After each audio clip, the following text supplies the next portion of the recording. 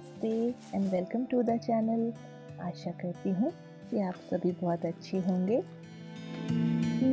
सुबह उठते ही जो सबसे बड़ी टेंशन मुझे रहती है वो है कि घर के कामों को मैं पूरे दिन किस तरह से अच्छे से मैनेज करूं और पूरे दिन मुझे जिससे किसी भी तरह की कोई स्ट्रेस या परेशानी ना हो और टाइमली काम जो है वो ख़त्म भी हो जाए, जिसके लिए मुझे काफ़ी प्लानिंग की भी ज़रूरत पड़ती है। ये तो हम बचपन से सुनते आ रहे हैं, आप भी, मैं भी, हम सभी ये सुनते आ रहे हैं कि जो विदेश में रहते हैं अब्रॉड में, उन्हें अपने जो काम हैं घर के वो खुद से ही मैनेज करने होते हैं, जो कि बिल्कुल सही है। और आज मैं उन चीज़ों का पूरी प्रैक्टिकली एक्सपीरियंस भी कर रही हूँ अपनी ज़िंदगी में। तो देखिए, ऐसी परिस्थिति में जहाँ पर कोई हेल्प नहीं है, वहाँ पर हम दोनों ही एक दूसरे के लिए बहुत बड़ी हेल्प हैं। तो इसीलिए हम दोनों ये कोशिश करते हैं हमेशा कि हमारी जो हेल्थ है वो ओवरऑल हमेशा ठीक रहे। देखिए, इतनी बिजी शेड्यूल में जब सब कुछ खुद से संभालना होता है तो उसके लिए हर एक चीज़ के लिए प्रॉपर प्लानिंग की ज़रूरत होती है कि आज मुझे ये काम करने हैं तो मुझे उस काम को उसी दिन ही ख़त्म करना होता है। ये रूटीन तो सभी बनाते हैं कि मुझे आज ये काम करने हैं, कल वो काम करने हैं, लेकिन कभी-कभार होता है कि हम अपने रूटीन से थोड़ा डेविएट हो जाते हैं और उसके पीछे का जो कारण है वो है हमारे हेल्थ इश्यूज़ कभी-कभार आ जाते हैं, या फिर कभी-कभार ऐसी छोटी-मोटी परेशानियाँ भी आ जाती है जिससे कि हमारी जो रूटीन लाइफ़ है वो थोड़ी इधर-उधर हो जाती है। देखिए, जैसे मैंने हर वेडनेसडे ये फिक्स किया है कि मैं घर की जो क्लीनिंग और मॉपिंग का काम है वो मैं करूँगी, क्योंकि हर थर्सडे मुझे लक्ष्मी पूजा करनी होती है, तो उसके लिए घर साफ़ सुथरा होना बहुत ज़रूरी होता है। वो अगर मैं एक दिन पहले से करके रखती हूँ तो वो मेरे लिए काफ़ी आसान होती है। अगर ये क्लीनिंग का काम मैं पूजा वाले दिन करने का सोचती हूँ तो उस दिन मेरे पूजा में भी काफ़ी देर हो जाती है, खाना भी मुझे बनाना पड़ता है। फिर फटाफट खाना बना के तैयार होके खुद लंच करके आशवी को भी स्कूल पिकअप करने जाना होता है। तो इससे क्या होती है, काफ़ी रश हो जाती है मेरे लिए और कोई भी काम सही टाइम पे पूरा नहीं हो पाती। कभी-कभार ऐसा भी होता है कि क्लीनिंग का काम जो है वो मैं कर ही नहीं पाती। देखिए, जिस दिन मैं जो काम करने के लिए तय करती हूँ, उस काम को अगर उस दिन नहीं कर पाती, किसी भी कारण से क्यों ना हो, तो पूरे दिन उस काम को करने के लिए अलग से और वक़्त निकालना बहुत ही मुश्किल हो जाता है। तो यही कुछ छोटी-छोटी चीज़ें होती हैं हमारी रोज़ाना रूटीन की, जिन्हें कि अगर हम टालते रहते हैं, वो वैसे ही पड़ी रहती हैं जब तक आप उनके लिए एक समय नहीं निकाल लेते और उस काम को पूरा नहीं कर लेते। और जब काम पड़ी रहती है, घर बिखरा रहता है, आपका घर गंदा रहता है, वो ऑटोमैटिकली ना आपके दिमाग में भी एक स्ट्रेस पैदा कर देती है। तो जब खुद से सब कुछ मैनेज करना होता है तो अपने टाइम और अपने प्लानिंग के हिसाब से ही हर एक काम को करना होता है, ताकि वो काम आपके उसी दिन सही तरीके से पूरी हो जाए और आपको भी ज़्यादा परेशान ना होना पड़े। देखिए, मैं आपको ये तो नहीं बोलूँगी कि मैं बहुत परफेक्टली टाइम मैनेज करती हूँ या मुझे सब कुछ आता है, बिल्कुल नहीं। तो मैंने भी ना अपनी ज़िंदगी में अपनी गलतियों से सीखा है। कई सारी चीज़ें हैं जो कि करते-करते वक़्त के साथ-साथ चैलेंजेस आते गए, काफ़ी सारी नई-नई परेशानियाँ आती गई, बहुत सारी चीज़ें ऐसी ज़िंदगी में होती गई एक के बाद एक। तो इन चीज़ों को जब आप खुद से सँभालते हैं, मैनेज करते हैं, खुद से ही हैंडल करते हैं ना, तो वो एबिलिटी भी हम में आ जाती है धीरे-धीरे। जैसे कि मैं अपने सिचुएशन के हिसाब से अगर मैं बोलूँ, तो मेरी सुबह की शेड्यूल जो है, तो मुझे उसी के हिसाब से प्लान बनाना होता है कि मुझे सुबह इस टाइम में उठना है, इस टाइम में उठकर मुझे बच्चों के लिए खाना बनाना है, हस्बैंड के लिए टिफ़िन रेडी करना है। और रिसेंटली जैसे कि मैंने अपने हेल्थ को भी थोड़ा बहुत प्रायोरिटी देना शुरू किया है कुछ महीनों से, तो उसके लिए मुझे वॉक के लिए भी टाइम निकालना ज़रूरी होता है। फिर वॉक से वापस आने के बाद फिर घर में जो दूसरे काम रहते हैं घर के, उनको फिर मैं किस तरह से प्लान करूं और उनको किस तरह से मैनेज करूं। दोपहर का जो लंच है वो मैं किस टाइम के अंदर उसको ख़त्म करूं, जिससे कि मैं खुद लंच करके फिर आशवी को पिकअप करने जा सकूं। और बच्चों को पिकअप करने जाने से पहले मेरी ये भी प्लानिंग रहती है कि मैं किचन पूरी साफ़ करके जाऊं, ताकि बच्चे स्कूल से आते ही मैं उन्हें गर्मा गर्म खाना दे सकूं।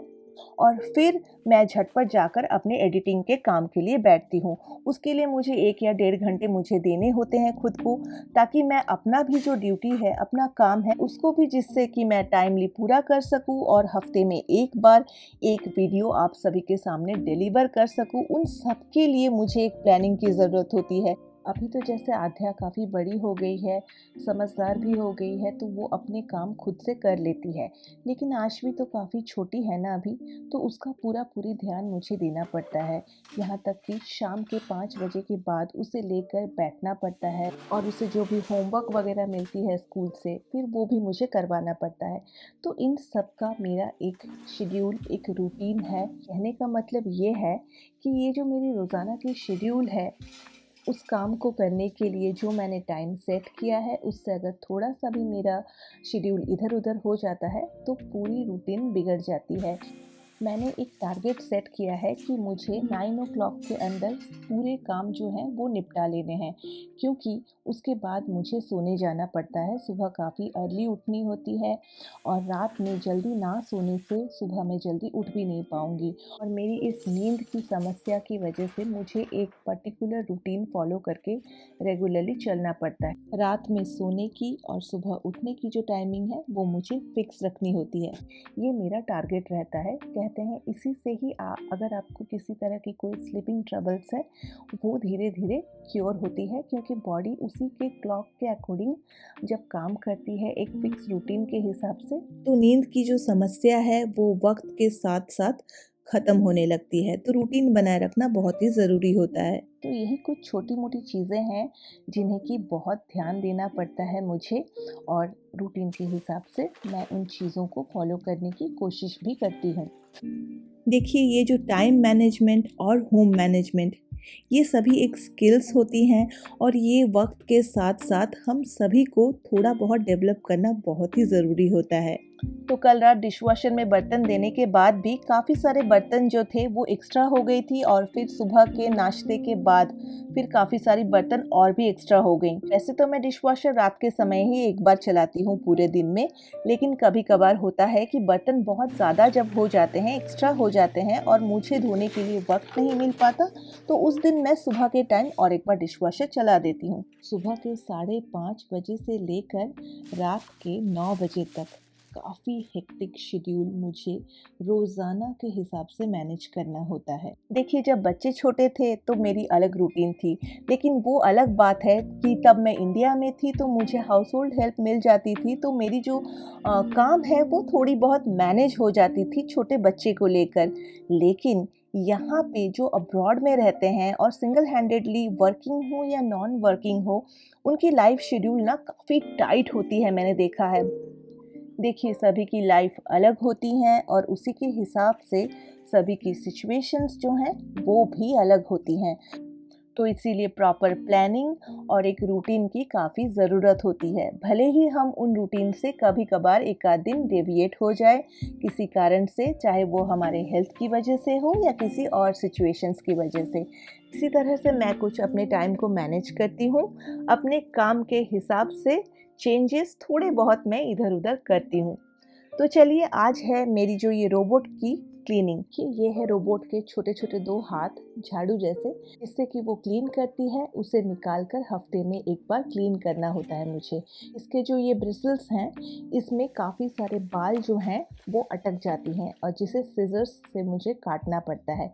अगर आप इस चीज़ को प्रॉपरली हफ्ते में 1 बार नहीं करेंगे क्लीन, तो ये जो ब्रिसल्स हैं और साथ में ये जो आप रोलर ब्रश देख रहे हैं, इसे भी क्लीन करना रेगुलरली ज़रूरी होता है। इसमें भी काफ़ी बाल अटक जाती हैं या कई बार ऐसा होता है धागे वगैरह भी अटक जाती हैं। इसे अगर मैं हफ्ते में 1 बार खोल के पूरी डीप क्लीन नहीं करती हूँ और साफ़ नहीं करती हूँ ना, तो रोबोट जो है वो प्रॉपरली फंक्शन भी नहीं करती है। देखिए, घर में मेरे पास कोई हाउस होल्ड हेल्प तो नहीं है, पर मेरे काम को आसान बनाने के लिए काफ़ी सारे छोटे-मोटे गैजेट्स मैंने रखे हैं। तो ये जिससे मुझे प्रॉपरली असिस्ट कर सके, इनकी भी उतनी ही मेंटेनेंस रेगुलर ज़रूरत पड़ती है। तो ये रोबोट जो है ये तो पूरे हफ्ते चलती है। मैंने 2 रोबोट खरीदे थे, उनमें से 1 रोबोट ख़राब हो गई है, पर ये वाली जो रोबोट है ये अभी अभी तक ठीक-ठाक चल रही है। हफ्ते में मुझे एक बार पूरा घर डीप क्लीन करना पड़ता है, यानी कि जो फ्लोर है उसे मुझे क्लीन करना पड़ता है। तो घर की जो साफ़ सफाई है उसे करने से पहले मैं रोबोट पूरा पूरी खोलकर साफ़ कर लेती हूँ, ताकि पूरे हफ्ते वो नॉन स्टॉप बिना किसी रुकावट के चले। तो आज जैसे मैं लंच पे थोड़ा-सा बना रही हूँ कढ़ी चावल। ये बनाने में भी आसान होती है और खाने में भी काफ़ी अच्छी लगती है। इसके साथ मैं हल्की-सी कोई भाजी बना लेती हूँ, जिसके साथ हमारा जो दोपहर का लंच है, वो पूरा हो जाता है। मेरे जो राजमा मैंने बॉयल करने के लिए रखा था, वो भी अच्छे से उबल गई है। मुझे जो राजमा है, उसे काफ़ी अच्छे से उबालना पसंद है। एकदम सॉफ्ट और मशी से हो जाते हैं, उस स्टेज तक मैं राजमा को कुक करती हूँ। इससे जब वो ग्रेवी तैयार हो जाती है पूरा पूरी, तो उसका टेस्ट भी बहुत ही अच्छा लगता है। देखिए, ये जो मेरी बिज़ी शेड्यूल है, इसे रोज़ाना मैनेज करना काफ़ी चैलेंजिंग रहता है मेरे लिए। एक काम करते-करते फिर दूसरे काम की तरफ मुझे दौड़ना पड़ता है। भागते हुए जैसे बोलते हैं ना, भागते हुए हर काम करना पड़ता है, तब जाके पूरे दिन जो काम है, वो टाइमली मैनेज हो पाते हैं। लेकिन दिन के अंत तक मेरा जो शरीर है, वो पूरा-पूरी जवाब दे देता है। यानी कि इतनी थकान और टायर्डनेस मुझे हो जाती है, तब लगता है कि कब काम ख़त्म हो और मैं शांति से जाकर बिस्तर पे आराम से सो सकूँ। तो देखिए, आज जो मुझे अपना घर है वो झाड़ू-पोछा लगाकर पूरा क्लीन करना है। तो उससे पहले नीचे काफ़ी सारी चीज़ें बिखरी होती हैं, बच्चों का घर है, बच्चे टॉयज़ वग़ैरह इधर-उधर बिखेर देते हैं। यहाँ तक कि ग्रॉसरीज़ वग़ैरह सब्ज़ियाँ आती हैं हफ़्ते में 1 बार, तो इन सभी चीज़ों को एक-एक करके मुझे हटाना पड़ता है और तभी जाकर होती है पूरे घर की क्लीनिंग। और इसे करने में ना मुझे काफ़ी वक़्त लग जाता है। इधर देखिए मेरी जो कढ़ी है वो भी अच्छे से हो गई है तैयार और इसको थोड़ा बहुत चलाना ज़रूरी होता है, नहीं तो जो दही है वो फट जाती है। तो कढ़ी के लिए जो पकौड़े मैंने तले थे उसको मैं अभी इसमें मिला दूँगी और फिर क्लीनिंग के काम के लिए मैं जाऊँगी। तो ऐसी ही है कुछ मेरी रोज़ाना की रूटीन और मुझे काफ़ी मुश्किलों के साथ मैनेज करते हुए आगे बढ़ते रहना होता है और रोज़ाना के जो काम हैं उसे करने होते हैं। वैसे आप अपनी रोज़ाना की जो रूटीन है, वो किस तरह से मैनेज करते हैं? घर के कामों को भी किस तरह से आप मैनेज करते हैं? वो आप मुझे कमेंट करके ज़रूर बता सकते हैं। देखिए, हम सभी के रूटीन्स और रोज़ाना की जो शेड्यूल है, वो अलग होती हैं, लेकिन अलग होते हुए भी कुछ ना कुछ सिमिलैरिटी तो ज़रूर होती होंगी। तो वो आप मुझे कमेंट करके बता सकते हैं, जिससे कि मुझे भी कुछ आइडिया मिल सके और मैं भी आप सभी से कुछ ना कुछ सीख सकूँ। तो चलिए, इसी के साथ आज के ब्लॉग को भी मैं यहीं ख़त्म करती हूँ। आशा करती हूँ आप सभी को अच्छा लगा होगा और वीडियो अच्छी लगी हो तो लाइक, कमेंट करना बिल्कुल ना भूलिएगा। चलिए तो फिर मिलते हैं फिर किसी और दिन, किसी और नए ब्लॉग के साथ। तब तक के लिए टेक केयर एंड बाय।